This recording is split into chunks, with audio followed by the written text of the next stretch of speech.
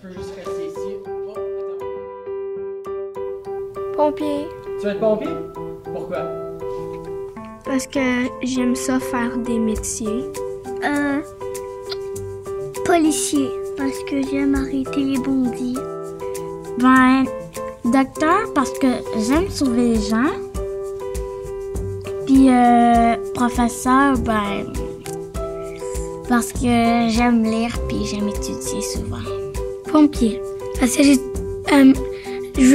veux être chaud, puis quand il y a un feu, puis je veux être chaud, puis il y a un gros camion, puis j'aime les gros camions.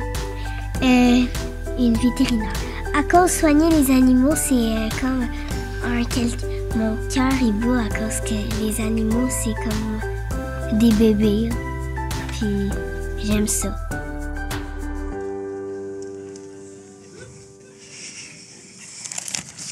Bon matin. Bon matin, tout le monde. Donc, s'il y a des pompiers dans la salle ce matin, on vous salue. Ça me fait plaisir, après une belle série que j'aurais continué, que j'aurais poursuivi sans filet. Aujourd'hui, on en débute une autre qui s'intitule « Quand je serai grand ». Puis, on le voit, les enfants, je pense qu'on était pareil quand on était plus jeunes.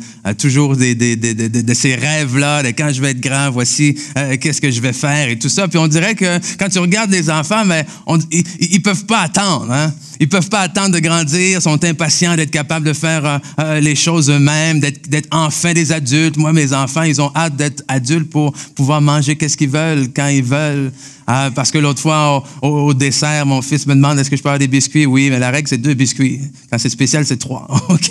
C'est 2 biscuits, mais moi, j'arrive, puis finalement, j'en prends 2. Puis après, j'en prends un 3e. Mais comment ça, toi, est-ce que tu as le droit de prendre 3 biscuits? Et là, j'ai sorti ma phrase préférée, c'est parce que je suis un adulte. Hey! Et là, mon fils me dit, mais moi, quand je vais être adulte, je vais aller acheter tous les biscuits au monde, puis je vais manger tous les biscuits que je veux. Puis tu te dis, ouais, c'est ça, OK? Mais les enfants semblent être impatients de grandir, et des fois avec raison, mais malheureusement pour eux, la croissance, pour eux, ça se fait pas comme ça, OK? Ils ont besoin d'attendre. Hein? On ne peut pas aller plus vite que le temps. Mais la bonne nouvelle pour nous, lorsqu'on parle et c'est le thème de cette série, en fait, de croissance spirituelle, c'est différent. Et qu'est-ce que la croissance spirituelle, en fait? C'est justement le même fait de dire « je grandis physiquement », eh bien, je dois chercher également à grandir spirituellement. C'est-à-dire dans ma connaissance du Seigneur, dans ma vie chrétienne, dans la mise en pratique de ce que c'est. Bref, lorsqu'on est né de nouveau, on a été recréé, on a reçu une nouvelle identité, une nouvelle personne, un nouvel esprit. Donc, on doit apprendre à marcher. Amen. Comme un enfant, on doit apprendre à marcher et à grandir dans ces choses nouvelles-là que Dieu nous a données. Et la bonne nouvelle pour nous, c'est que contrairement à la croissance physique, eh bien, la croissance spirituelle peut être, accélérée. C'est qu'on a un certain contrôle sur notre croissance spirituelle. Mais malheureusement, je vois trop souvent des gens qui se contentent d'être sauvés. Hey, est-ce qu'il y a des gens qui sont contents d'être sauvés, là? Est-ce qu'il y a des gens qui sont contents de connaître le Seigneur? Écoute, je suis pas en train de dire que, wow, OK. Mais il y a beaucoup plus que ça. Amen. Il y a beaucoup plus à ce que Dieu a pour nous. Il y a beaucoup plus que le simple fait de dire « Wouh! Merci Seigneur. Finalement, à la fin de ma vie, j'aurais peut-être pas si chaud, finalement. OK? Mais je vais passer l'éternité à tes côtés. » Et il suffit de regarder un enfant. Qu'est-ce que ça fait un enfant du moment où est-ce que ça commence à marcher? Du moment où est-ce que ça commence à marcher, ça veut courir. Et du moment où est-ce que ça commence à courir, c'est toi qui es mieux de commencer à courir. Parce que partout où il peut aller, il va aller. Il n'a pas le droit, il va y aller. Et peu importe, c'est dès qu'ils sont capables de se tenir un petit peu ferme, et quand je dis un petit peu, c'est un petit peu, hein, sur leurs pieds, c'est go. C'est fini l'époque où est-ce que tu pouvais simplement le garder dans tes bras. C'est comme tu détournes la tête 2 secondes et tu reviens et c'est fini, il est parti. Et j'aimerais en fait, durant cette série-là, vous aider, nous aider à avoir cette même attitude avec la croissance spirituelle. De dire que du moment où est-ce que j'apprends à connaître le Seigneur, tout ce que j'ai envie de faire, c'est de commencer à courir avec lui. Pas courir sans lui, pas courir pour accomplir des choses, mais courir avec lui, courir pour apprendre davantage, courir pour grandir davantage, courir pour faire des choses que je ne peux pas faire quand je suis enfant. Et même si on a tous nos journées où on se dit « Ah, Seigneur, j'aimerais juste ça avoir 5 ans pour une journée encore. » Tu sais, le genre de journée où ta décision la plus difficile, c'est chocolat ou vanille. N'est-ce pas? Hein? Tu te dis, juste pour une journée, Seigneur. Et même s'il y a de ces moments-là dans l'enfance où tu te dis, c'est beaucoup plus simple, la réalité, c'est qu'il y a énormément de choses qu'une fois adulte, qu'une fois mature, on peut faire, qu'on n'est pas en mesure de faire enfant. Ne serait-ce qu'au niveau de la connaissance, ne serait-ce qu'au niveau de l'intelligence. Okay? Je vois mon fils qui vient de commencer la première année puis qui est fâché parce qu'il n'est pas capable de faire encore des multiplications. J'ai dit, ben, des multiplications, tu apprends ça en 3e année, là. Il dit, on va se calmer. Okay? Mais il y a un processus que tu apprends des choses année par année. Pourquoi? Pour être capable d'apprendre ce qui s'en vient après. Et c'est là où nous-mêmes, en tant qu'enfants de Dieu, non seulement on ne peut pas espérer sauter d'ici à là, parce qu'il y a des choses qu'on a besoin d'acquérir dans le trajet. Il faut y aller étape par étape. Ça me rappelle lorsque je travaillais dans les gyms, les centres de conditionnement physique, et les jeunes, souvent les jeunes à cégep et tout ça, ils commencent à venir s'entraîner, puis ils veulent s'entraîner, puis et tout ce qu'ils veulent, en fait, ils veulent pas être en forme, ils s'entraînent pas pour un sport particulier ou quoi que ce soit, ils s'entraînent pour avoir des muscles et bien paraître. Donc, la question souvent, c'était, qu'est-ce que je peux faire pour arriver là? Et ils ne voulaient rien savoir de tes programmes de préparation que tu faisais pour dire, hey, avant de sauter là, dans le sens que ton corps a la capacité de lever 200 livres. Tu as tous les muscles qu'il faut pour être capable de lever 200 livres, mais ils ne sont pas encore exercés. Alors, laisse-moi d'abord t'aider à bâtir le fondement musculaire nécessaire pour arriver là. Et souvent, qu'est-ce qu'ils faisaient? Parce que c'était trop long, prenaient certaines substances pour accélérer le processus. Mais qu'est-ce qui arrive une fois que tu es là et que tu n'as pas bâti les choses? Eh bien, tes muscles paraissent gros. Ils paraissent gros. Mais une fois que la charge devient trop grande, tes tendons, les articulations qui sont autour, eux, ils n'ont pas évolué aussi rapidement. Et ce n'est pas ton muscle, finalement, qui lâche. C'est les autres choses autour. C'est là que je vous dis, je veux vous inciter à chercher à grandir, à courir. Mais en même temps, vous ne pouvez pas sauter d'étape. Amen? Vous ne pouvez pas sauter d'étape. Il y a un temps pour être un enfant. Mais il y a un temps où il faut grandir. Il y a un temps où il faut évoluer. Et c'est là où déjà, on se pose la question, on va voir dans cette série-là, à chaque semaine, des caractéristiques de c'est quoi, en fait, une vie mature. Alors, ce qu'on va voir, c'est quand je serai grand, je serai ainsi. Je serai, puis à chaque semaine, on va découvrir ensemble une nouvelle caractéristique d'une vie mature, d'une vie adulte, évidemment, selon la parole de Dieu. Mais avant d'arriver là, je vais quand même vous dire, mais pourquoi? Pourquoi c'est si important la croissance spirituelle? Pourquoi chercher à grandir? Bien, premièrement, la raison principale pour laquelle il faut chercher à grandir, c'est parce que c'est la volonté de Dieu. Et je pense que dans tout ce qu'on fait dans notre vie chrétienne ou dans notre vie, en fait, ça devrait être la raison numéro 1. Parce que c'est la volonté de Dieu. Dieu veut que vous grandissiez. Dieu ne veut pas que vous restiez bébé. Éphésiens 4, verset 11, lorsqu'on parle de ce qu'on appelle souvent les dons du ministère, nous dit ceci. c'est lui, donc on parle ici de Dieu, qui a donné les uns comme apôtres, les autres comme prophètes, les autres comme évangélistes, les autres comme bergers et enseignants. Verset 12, il l'a fait pour former les saints, c'est-à-dire vous et moi, ceux qui ont donné leur vie à Jésus-Christ, aux tâches du service en vue de l'édification du corps de Christ. C'est-à-dire qu'on a un travail à faire. On a un travail à faire pour son œuvre, pour le royaume de Dieu, puis ces gens-là, ces dons-là ont été donnés par Dieu pour nous aider à accomplir ces tâches-là. Verset 13, jusqu'à ce que nous parvenions tous à l'unité de la foi et de la connaissance du Fils de Dieu, et quoi? À la maturité d'adulte, à la mesure de la stature parfaite de Christ. Et qu'est-ce que ça va faire d'arriver à la maturité? Verset 14. Ainsi, nous ne serons plus de petits enfants, ballottés et emportés par tout vent de doctrine, par la ruse des hommes et leurs habiletés dans les manœuvres d'égarement. Et on se fait facilement cette image-là de balloter, hein? Okay? Un jour c'est ci, un jour c'est ça. La caractéristique d'un enfant, c'est quoi? C'est instable. C'est instable. L'instabilité, l'imprévisibilité. Un jour c'est oui, l'autre jour c'est non, puis le plus souvent des cas, mais il ne sait pas pourquoi. C'est oui, puis il ne sait pas plus pourquoi c'est non. On y va avec les émotions, puis on est ballotté. On est ballotté ici dans ce passage-là. Comment? On est ballotté par ce qu'on entend. On ne connaît pas la vérité. Ballotté par tout vent de doctrine. J'essaie de marcher avec Dieu, mais j'entends une chose, je ne sais pas si c'est vrai, j'entends une autre chose et je me questionne, puis là, ma foi est ébranlée. Mais ballotté comment? Parce qu'il y a des gens aussi qui vivent des vies constamment ballottées. Vivent des vies instables.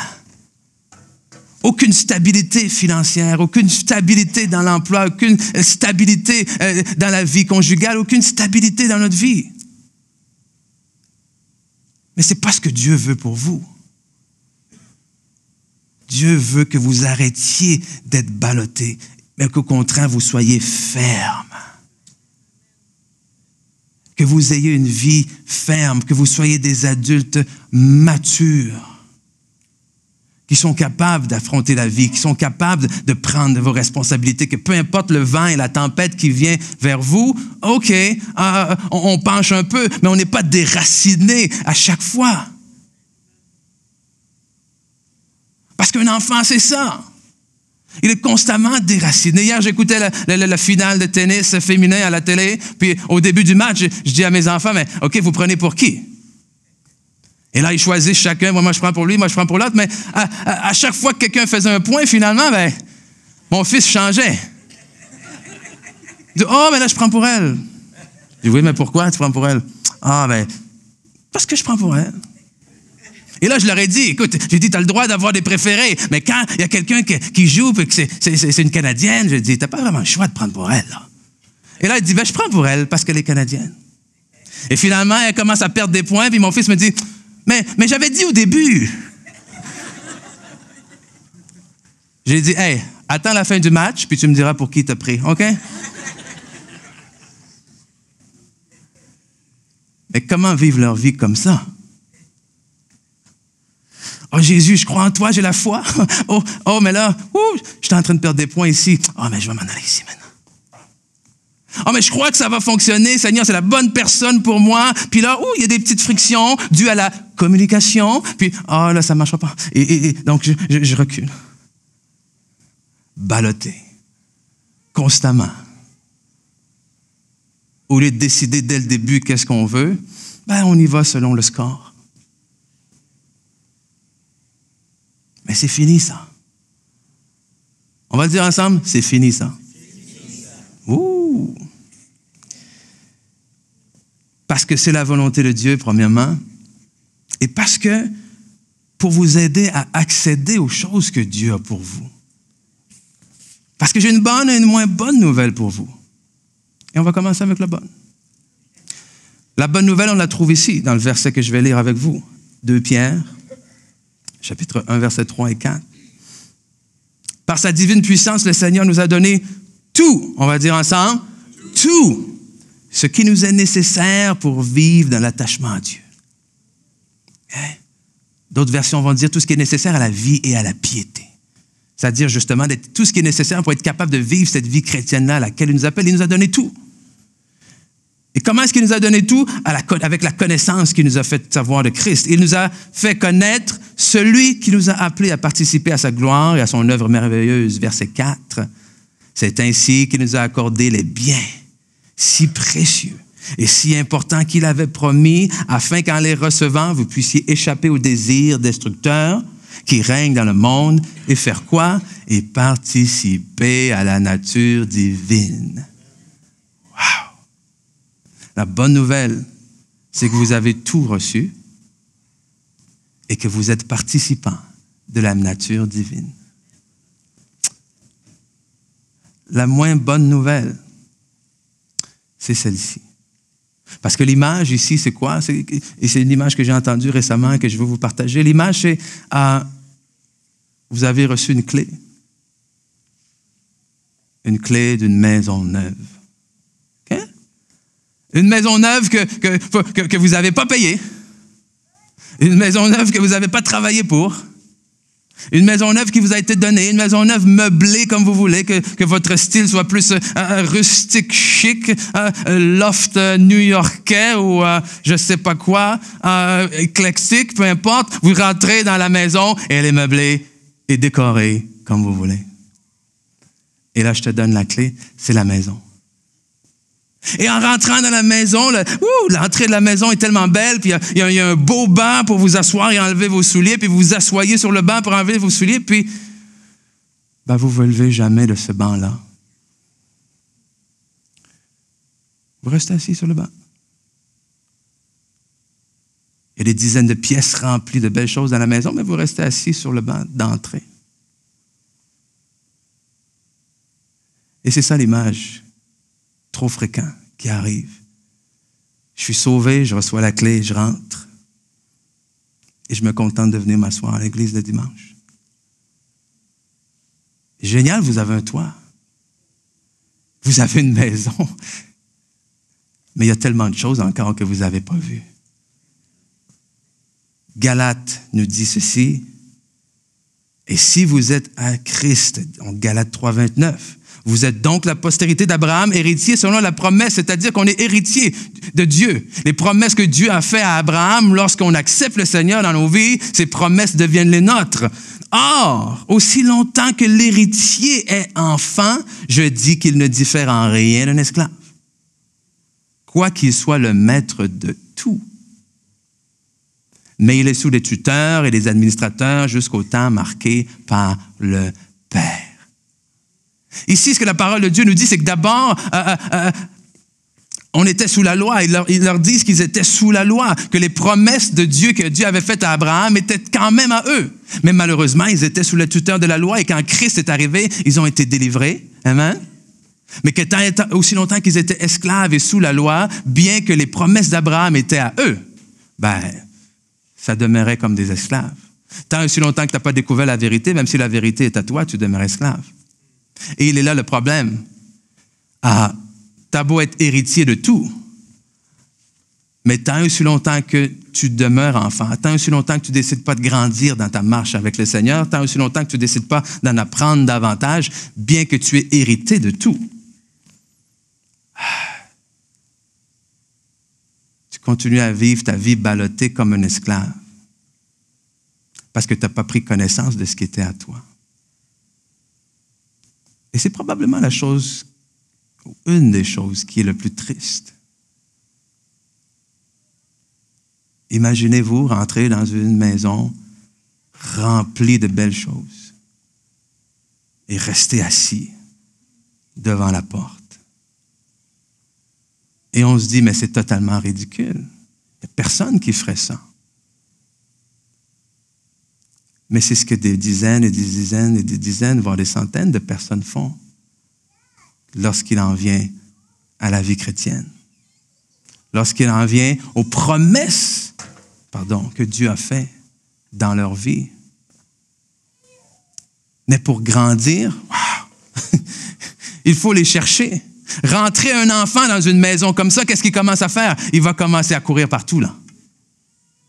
Il va commencer à courir partout, à vouloir ouvrir toutes les portes, toutes les armoires de toutes les pièces. Et c'est là où est-ce qu'on voit dans la parole de Dieu, lorsque Paul va prêcher aux chrétiens de Bérée, il ne se contente pas seulement d'écouter ce que Paul dit, mais la Bible nous dit qu'il passait le temps, tous les jours, il vérifiait dans la parole pour savoir si ce que Paul leur avait dit était vrai. Ne vous contentez pas de vous en aller chez vous à l'après-midi en prenant, entre guillemets, l'anglicisme pour du cash. Qu'est-ce que je vous dis ce matin? Allez vérifier dans la parole de Dieu. Amen? Parce que si vous ne faites pas ça, vous vous mettez devant quoi? Vous vous mettez devant le risque de faire ce qu'on a lu en Éphésiens 4, d'être ballotté par tout vent de doctrine, parce qu'en sortant d'ici, vous allez peut-être entendre, en allant sur l'Internet, des enseignements différents de ce qui est apporté ici. Mais si vous ne prenez pas le temps vous-même d'aller dedans, comment est-ce que vous allez savoir qu'est-ce qu'est la vérité? Alors on laisse notre vie spirituelle aux mains des autres. Amen? C'est important que vous cherchiez à grandir parce que c'est la volonté de Dieu. C'est important que vous cherchiez à grandir pour accéder aux promesses de Dieu. Je n'ai pas dit que plus vous grandissez, plus Dieu a plus de promesses pour vous. Non, non, non, non, non. Que ça fasse une journée ou que ça fasse 10 ans, vous avez les mêmes promesses. Mais qu'est-ce qui fait la différence? Ce qui fait la différence, c'est les 2 points qu'on va voir ensemble. Maintenant, ce qui fait la différence, c'est d'abord, comment grandir? Tout d'abord, en vous nourrissant de la parole de Dieu. À la fin de la journée, là, vous avez besoin de vous nourrir de la parole. Que ça soit dans votre Bible, que ça soit sur le téléphone, que ça soit en écoutant des enseignements, à la fin de la journée, vous avez besoin de vous nourrir de la parole de Dieu. Débarrassez-vous donc de toute méchanceté, de toute ruse, de l'hypocrisie, d'envie, de toute médisance, et comme des enfants nouveau-nés, désirez le lait pur de la parole. Ainsi, grâce à lui, vous grandirez pour le salut, si donc vous avez goûté que le Seigneur est bon. Il y a eu un documentaire il y a quelques années, probablement que certains d'entre vous, vous l'avez vu, Super Size Me. Okay? Je ne sais pas c'est quoi le titre, la traduction en français, mais c'est quelqu'un en fait qui a voulu faire un documentaire pour dénoncer la malbouffe. Okay? De voir les effets de la malbouffe, pas de la malnutrition dans le genre de manque de nourriture, mais la malnutrition, la malbouffe dans le sens de tout ce qui est junk food et quoi que ce soit. Puis qu'est-ce qu'il a fait? Il a dit pendant 30 jours, je vais manger au McDonald's pendant 30 jours. 3 repas par jour pendant 30 jours. Okay? Et à la fin du 30 jours, à la fin du mois, il avait pris presque 30 livres. Il avait développé des problèmes de foie. Problèmes de respiration, manque de sommeil, plusieurs troubles. Où est-ce que le médecin là, commençait même à être inquiet? Ça, c'est le résultat de manger de la mauvaise nourriture 3 fois par jour, pendant 30 jours. Et je me pose la question, et je vous pose cette question-là. Si mettons, on dit 30 jours, on dit 1 mois, c'est 4 semaines, OK? Si à chaque semaine, au moins 1 fois par semaine, il aurait mangé de la salade, est-ce que vous pensez que ça l'aurait aidé? Hein? Clairement que c'est bon manger de la salade, là. Et son corps aurait sûrement fait « Oh, merci. Un break, OK? » Mais 4 repas de salade sur 90, OK? Alors, il faut m'expliquer comment. Sur une semaine de 100 heures à peu près, si on enlève le sommeil et tout, comment est-ce que 1 heure à l'église va contrebalancer 100 heures à faire carrément autre chose? Mais pasteur, tu es en train de dire que ça ne donne rien d'aller à l'église dans ce cas-là? Oh non, c'est pas ça que j'ai dit du tout. OK? Je ne dirais jamais que ça ne vaut rien de manger de la salade. OK? Est-ce que le moment où tu la manges, cette salade-là, est-ce que ça fait du bien à ton corps? Certainement. Mais contre tout ce que tu as mangé d'autre, l'impact, il est où? Et c'est là où il ne faut pas espérer vivre une vie chrétienne victorieuse lorsque vous vous nourrissez 1 heure de parole et que le reste de la semaine, vous vous nourrissez de d'autres choses. 1 heure de foi et 100 heures d'incrédulité. Et pourquoi je dis incrédulité? Parce que c'est ce que ce monde nous donne. Amen? 1 heure de foi, mais 20 heures de télévision qui passe un autre message. Allô? Je pense que j'ai touché quelque chose là. Hein? OK? Donc, le calcul est simple. Là. 1 contre 100. Donc, vous venez ici, oui, c'est bon de venir. Mais l'Église, ce n'est pas seulement le dimanche. Pourquoi? Parce que l'Église, ce n'est pas un endroit où on va. L'Église, c'est qui nous sommes.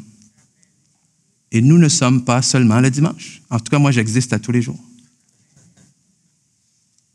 Et à tous les jours, j'ai besoin de me nourrir. Et Jésus a dit clairement, l'homme ne se nourrira pas de pain seulement, ou ne vivra pas de pain seulement, mais de toute parole qui sort de la bouche de Dieu. Amen. Donc, autant que votre corps physique, évidemment, a besoin de nourriture physique, mais votre âme spirituelle a besoin de nourriture spirituelle. Et non, 1 heure par semaine, ce n'est pas suffisant. Et qu'est-ce que ça veut dire, ça? Parce que je veux quand même dire ceci, OK? Avec les responsabilités qu'on a, avec les emplois qu'on a, avec le sommet, non. Je ne pense pas que tu vas arriver à passer plus de temps dans ta parole que tu vas passer du temps à aller travailler. Ce n'est pas ça que je suis en train de dire, OK? Je pense que c'est important de faire ça. Mais juste au niveau de tes pensées, ils sont dirigés vers où tes pensées? Je peux travailler et louer Dieu en même temps, hein? Y a-t-il déjà quelqu'un qui a expérimenté le fait de travailler puis de prier en même temps? OK? Mais trop souvent, c'est je vis ma vie chrétienne le dimanche, puis le reste de la semaine, mais il n'y a personne qui est capable de dire que je suis chrétien. Même pas moi-même. Parce que ce n'est pas ce qui nourrit mes pensées. Je suis dans la voiture, je parle au Seigneur. Je suis avec mes enfants, je démontre le Seigneur à travers l'amour que je leur donne. Amen? C'est ça, développer une relation avec Dieu, là. Et il va falloir, si on veut grandir, tu sais, il y a des choses qui sont plus difficiles, oui, plus difficiles. Et c'est même pas plus difficile. Est-ce qu'il y a quelqu'un, des fois, que c'est arrivé que ça ne te tentait pas de lire ta Bible? OK? Est-ce que ça t'est déjà arrivé que ça ne te tente pas de faire la vaisselle chez toi? OK. Combien de temps ça dure jusqu'à ce que tu la fasses? À un moment donné, là, les mouches te disent que c'est peut-être le temps, là. OK?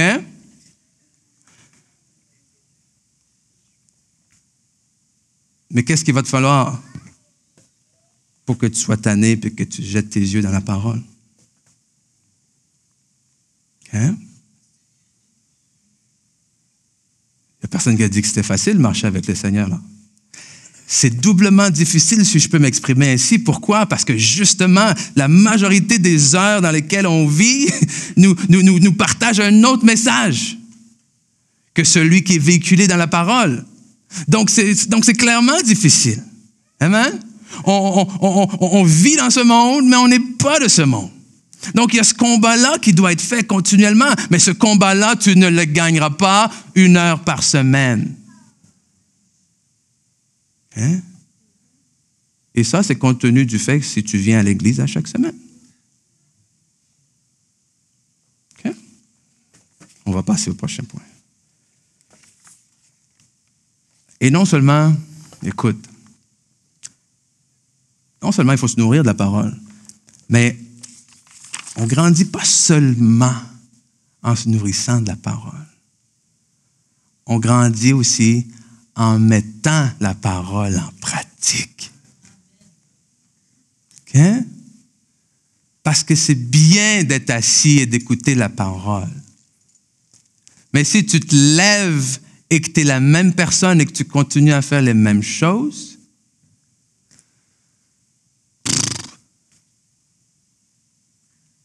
Hébreux 5, verset 11, okay? C'est un passage qui parle fort pour moi. Nous avons beaucoup à dire à ce sujet et des choses difficiles à expliquer parce que vous êtes devenus lents à comprendre. Alors que vous devriez, avec le temps, être des enseignants. Puis tu sais, enseignant, là, ça ne veut pas dire que tu es appelé au ministère d'enseignant et tout ça. Enseigner, c'est quoi? Enseigner, c'est partager ton savoir. Si vous êtes parent, vous êtes enseignant. Okay? Je vous donne un exemple simple. Hein? Parce que vous partagez à vos enfants ce que vous connaissez.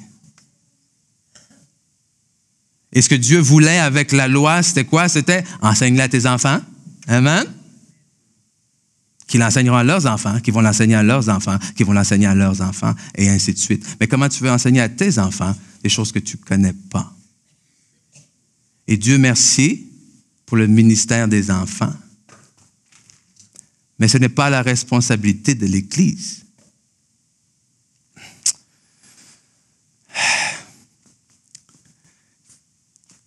Ce n'est pas à l'école d'apprendre à vos enfants comment vivre. C'est à vous. Et ce n'est pas à l'Église la responsabilité d'apprendre à vos enfants à marcher dans le Seigneur. C'est à vous.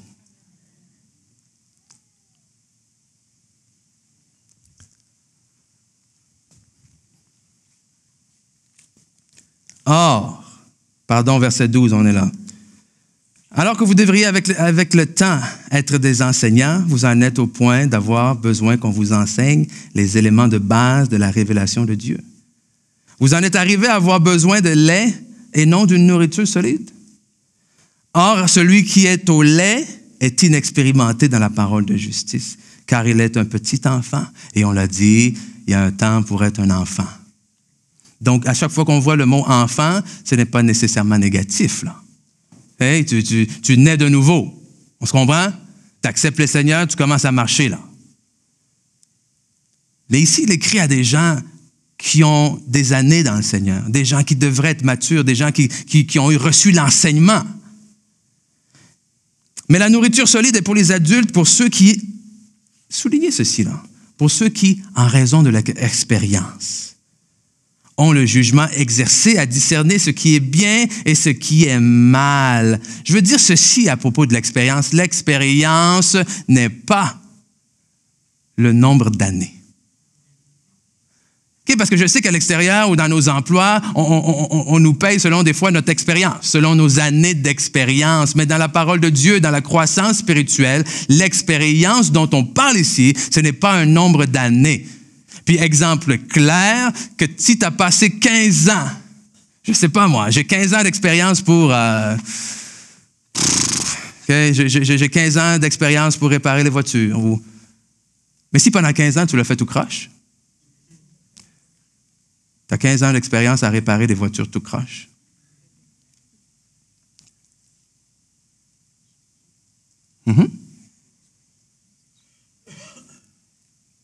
Hey, tu ne me diras pas quoi faire, ça fait 30 ans que je suis marié. OK. Ben, si tu as 30 ans d'expérience dans un mariage pénible, hein? L'expérience n'est pas le nombre d'années. L'expérience s'acquiert lorsque vient la connaissance, c'est-à-dire tu viens d'apprendre quelque chose.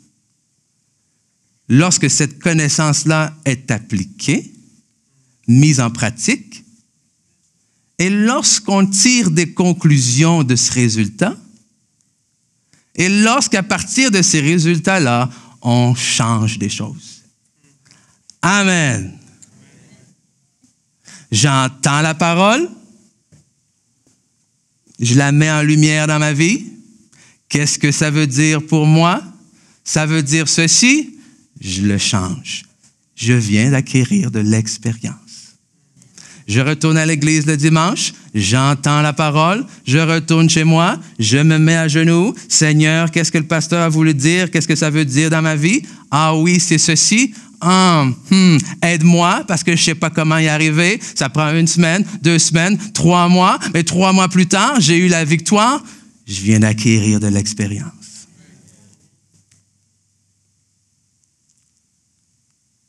Donc, c'est là la beauté. Ou en mettant la parole de Dieu en pratique, vous pouvez accélérer votre croissance. Et en accélérant votre croissance, vous accédez plus vite aux dons que Dieu a pour vous, à toutes les promesses qu'il a pour vous. Et c'est là que vous regardez des gens dans l'église. Oui, mais comment ça, lui? Comment ça, elle? C'est toujours les mêmes, c'est toujours ci. Oui, mais ça fait juste tant d'années qu'il est au Seigneur. Oui, mais ça fait tant d'années que moi, je suis au Seigneur. Pourquoi? Je n'ai pas toutes les réponses. Mais il y a probablement quelque chose à voir avec ça. La mise en pratique. Si ça fait 15 ans que tu entends prêcher la même chose puis que tu ne l'as jamais mis en pratique dans ta vie, là, OK? Ce n'est pas 15 ans d'expérience dans le Seigneur. C'est 15 ans de vie chrétienne, mais ce n'est pas 15 ans d'expérience. Hein? Et ce matin, croyez-le ou non peut-être, mon but c'est de vous encourager. Et je dis croyez-le ou non parce que j'ai des visages qui sont sérieux. Mais si je veux vous encourager, il faut d'abord que je vous mette face à la réalité. Amen? Il faut que je me mette face à la réalité. À la réalité que notre monde actuellement vit une pénurie de main-d'œuvre. Comme peut-être jamais vu, je ne sais pas. Et je peux vous dire que l'Église en général vit une pénurie d'hommes et de femmes matures. Vit une pénurie d'adultes. Et alors qu'on croit et qu'on ressent que le Seigneur revient, alors qu'on croit et qu'on ressent qu'il va y avoir une vague, alors qu'on croit et qu'on ressent que le Seigneur va envoyer des gens, mais comment est-ce que vous voulez que des bébés prennent soin de d'autres bébés? Nous avons la responsabilité, vous et moi, mes amis, de grandir parce que l'œuvre que le Seigneur veut faire n'est pas terminée avec nous. Il y a d'autres gens qui ont besoin de venir et d'entendre la parole de Dieu. Mais je vous le dis, la réalité, c'est que si tous ces gens-là viennent et qu'il y a seulement moi et une poignée d'autres personnes qui sont capables d'exhorter, qui sont capables d'enseigner, qui sont capables d'accompagner, la réalité, c'est que ces bébés-là ne grandiront pas. Hein?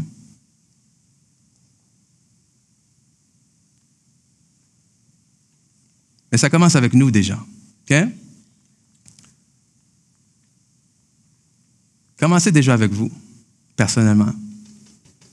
Bon, mais qu'est-ce que j'ai besoin de faire pour grandir? Puis vous n'avez pas besoin, tu comprends? C'est pas je viens d'arriver en première année, puis qu'est-ce que j'ai besoin pour passer ma 6e année, là? Okay? Parce que trop souvent, des fois, quand on se dit « go, je vais y aller », on se met ce fardeau-là de devenir parfait du jour au lendemain, là. Non. Prends le temps de grandir, là. Prends le temps de grandir.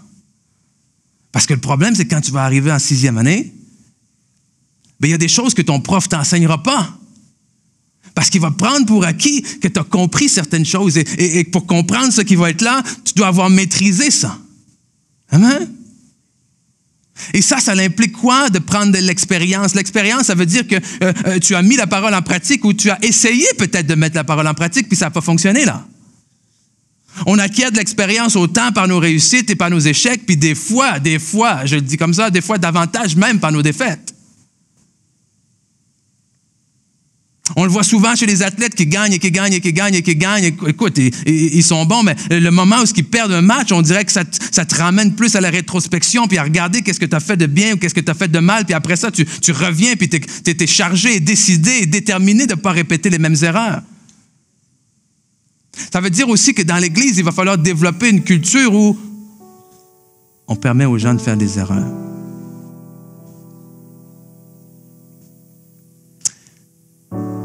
Une culture où on réalise que la personne qui est assise à côté de moi n'est pas nécessairement rendue au même endroit que moi.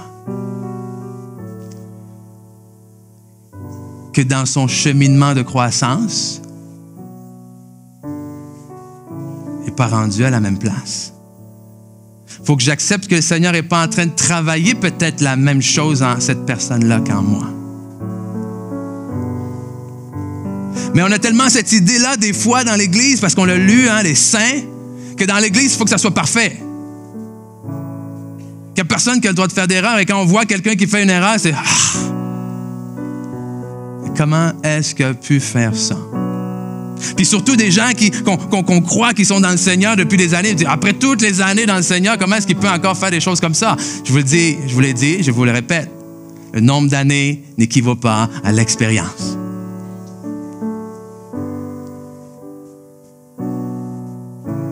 Donc, il faut que tu cherches à grandir, là. Le fait de dire on va accepter tes erreurs, ça ne fait pas de toi que tu as le droit de rester assis à la porte. Mais en même temps, est-ce qu'on est capable de démontrer la grâce qu'on prêche? Est-ce qu'on est capable de démontrer les uns aux autres l'amour qu'on prêche? Est-ce qu'on est capable, comme on dit, comme la Bible dit, de croire en l'autre le meilleur? Est-ce que même lorsque l'autre me montre son pire, je suis capable de croire le meilleur? C'est facile de croire le meilleur s'il me montre toujours le meilleur. Mais comment et quand est-ce que c'est important de croire le meilleur? C'est quand il me montre le pire. Parce que si un jour il veut sortir le meilleur, cette personne-là, il va falloir que quelqu'un croie que le meilleur est là. Mais si à chaque fois que quelqu'un tombe, si à chaque fois que quelqu'un fait une erreur, on le pointe du doigt puis on dit « Ah! » C'est très encourageant, ça.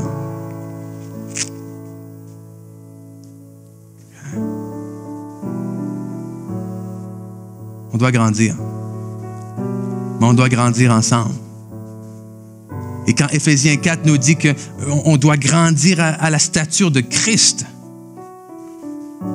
ben moi, je ne suis pas rendu encore comme Jésus. Okay? Et même si je suis devant vous à tous les dimanches et que je prêche, j'ai encore besoin de grandir. Donc, je me nourris encore de ma parole. Et c'est ça l'affaire. Hein? Je ne me nourris pas de ma parole pour avoir quelque chose à vous prêcher le dimanche. Je me nourris de ma parole parce que j'ai besoin de grandir.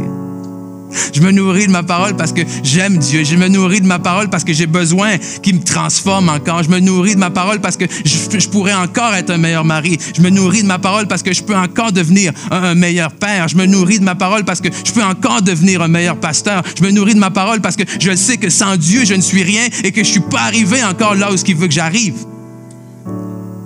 Et je pense que c'est pareil pour chacun d'entre nous.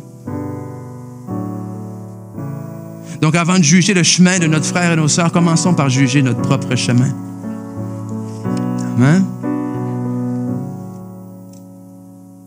Et des fois, on oublie souvent le moment où nous, on a ouvert cette fameuse porte. Comment on était.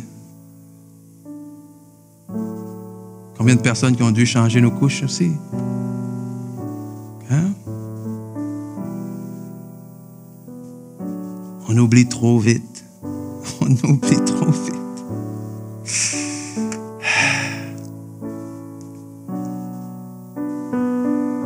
J'aimerais qu'on termine avec un temps de prière. Si vous voulez, vous pouvez juste pencher la tête, fermer les yeux. Je veux juste que ce soit un moment intime entre vous et Dieu. Amen. Qu'on ne regarde pas à gauche, qu'on ne regarde pas à droite, OK? Je veux qu'on prie d'abord si vous êtes là ce matin puis vous dites, ouais, avec tout, ça fait longtemps que je connais le Seigneur. Et je pense que je suis rendu à faire peut-être un pas supplémentaire vers cette croissance, vers cette connaissance de lui. Que si je suis honnête avec moi, il y a beaucoup de choses que j'ai apprises que je n'ai pas encore mis en pratique. Que je suis honnête, il y a peut-être des fois aussi, est-ce que j'ai j'ai refusé de mettre des choses en pratique. Que c'est vrai que c'est peut-être pas intentionnel, mais que j'ai pas réalisé, en fait, l'importance que ça avait de grandir, l'importance que ça avait de me plonger dans ma parole, d'écouter des enseignements, l'importance que ça avait de me rapprocher de Dieu. Puis si vous êtes ici ce matin et vous dites, mais oui, à partir de ce matin, je prends vraiment cet engagement-là de grandir. Pas de sauter des étapes, là, OK? Parce que quand on est trop souvent dans la loi, on dirait que c'est l'erreur qu'on fait. C'est soit on fait rien parce qu'on se culpabilise, puis on se dit c'est pas si important, ou quand on décide, ben on fait comme ceux qui décident de recommencer à s'entraîner puis qui disent je vais m'entraîner 7 jours sur 7. Non. On va faire un pas à la fois, là. Okay? Si vous êtes ici ce matin, j'aimerais prier pour vous. Juste lever la main et dire, oui, moi, je veux prendre cet engagement-là. Je prends cet engagement-là de grandir. Je prends cet engagement-là d'avancer. Amen. Je prends cet engagement-là. En tout cas, moi, je lève ma main. Moi, je lève ma main. Je prends cet engagement-là d'aller de l'avant. Oh, Seigneur, je te prie. Je te prie pour chaque personne qui a la main levée, Seigneur. Je te prie pour chaque personne qui veut prendre une décision d'arriver encore de franchir une autre étape dans leur connaissance de toi, de franchir une autre étape dans leur vie avec toi, Seigneur. Je te remercie pour leur humilité, Seigneur. Je te remercie pour leur cœur désireux de se rapprocher de toi, Seigneur. Je me joins à eux, Seigneur, peut-être pour te demander pardon, Seigneur, pour des choses, des manquements, des refus peut-être par rapport à des demandes, pardon, très claires que tu leur as demandées. Mais tu dis, Seigneur, dans ta parole que si on te demande pardon, tu es fidèle et juste pour nous purifier de toute iniquité, Seigneur. Tu es fidèle et juste pour nous pardonner. Donc, merci pour ton pardon ce matin. Merci que c'est toi qui nous remets sur le bon chemin si on a besoin de revenir sur le bon chemin, Seigneur. Puis que le prochain pas, ben, c'est toi qui nous aide à le faire, Seigneur. On n'a pas besoin nécessairement de savoir jusqu'où on va aller, Seigneur, mais juste de te faire confiance pour le prochain pas. Et je te prie, Seigneur, et je veux, Seigneur, et j'appelle les choses qui ne sont pas comme si elles étaient, Seigneur, que chaque personne ici présente, Seigneur, va grandir, que dimanche matin, lorsqu'on va revenir, Seigneur, on va être déjà plus grand qu'on l'est aujourd'hui. Amen. Qu'on va être déjà plus grand dans la connaissance de toi, qu'on va déjà être plus intime, Seigneur, dans notre relation avec toi. Amen, amen. Et j'aimerais prier aussi en terminant pour ceux d'entre vous qui a peut-être en fait pas encore rentré dans la maison. Parce qu'un jour, il y a un homme qui se présente devant Jésus et il lui pose des questions sur la vie éternelle. Cet homme qui s'appelle Nicodème, cet homme qui était ancré vraiment dans la loi, dans les choses de la loi, qui connaissait la loi de Dieu, puis qui lui demande, mais qu'est-ce que tu es en train d'enseigner en fait? Et Jésus lui dit, si tu ne nais de nouveau, tu ne pourras pas entrer dans le royaume des cieux. Avant de commencer à marcher, avant de commencer à courir, il faut naître. Il faut naître de nouveau. Puis naître de nouveau, ça veut dire quoi? Ça veut dire que chacun d'entre nous, on est né une fois dans la chair, mais on a besoin de renaître de l'esprit, de renaître avec Dieu. Et comment est-ce qu'on naît de nouveau? Eh bien, c'est simple. La clé, elle est gratuite. La maison, elle est gratuite. Il faut seulement l'accepter. Et on l'accepte comment? On l'accepte en croyant que Jésus-Christ est le Fils de Dieu. Que Jésus-Christ est mort et ressuscité pour nos péchés, afin de nous donner une vie nouvelle, afin de nous donner une maison nouvelle, remplie de plein de promesses, remplie de plein de belles choses. Et s'il y a des gens ici ce matin qui pour la première fois, vous voulez dire oui. Vous voulez dire oui au Seigneur Jésus. Encore une fois, dans cette atmosphère d'intimité, juste levez la main, puis on va prier ensemble également. Donc, s'il y a quelqu'un maintenant qui veut dire oui, recevoir le Seigneur Jésus pour la première fois, simplement levez la main. Alléluia. Merci, Seigneur.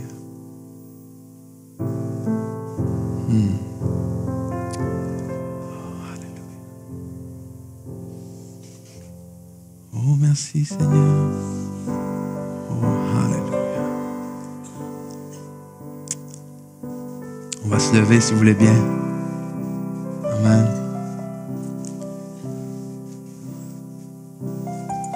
Donc aujourd'hui, mon but, c'était vraiment d'introduire l'importance de la croissance spirituelle et de vous montrer la beauté, en fait. La beauté de grandir, toutes les joies qu'on peut avoir en grandir, le fait de ne pas être ballotté, que ma vie soit pas... de ne plus vivre une vie chrétienne de montagne russe. Amen?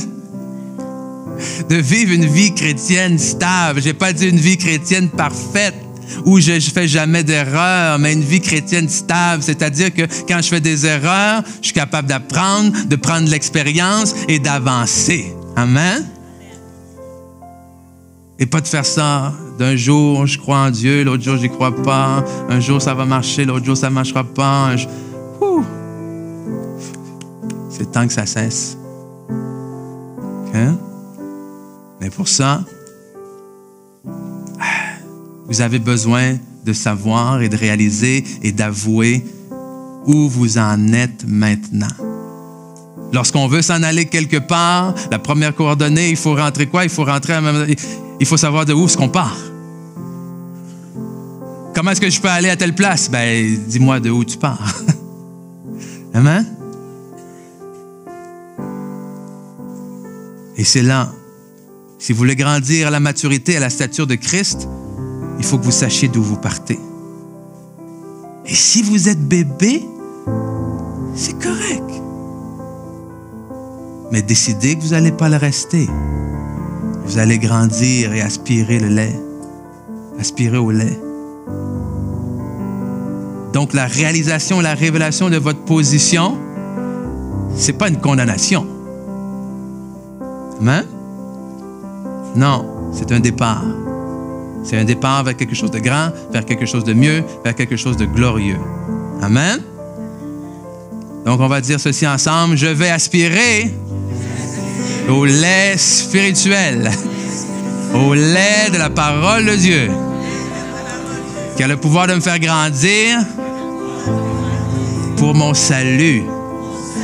Et ça ne veut pas dire d'être plus sauvé que vous l'êtes maintenant. Ça veut juste dire de pouvoir profiter de plus de choses qui sont inclus dans votre salut que vous le faites maintenant. Amen. Soyez bénis. Allez boire du lait et on se revoit la semaine prochaine.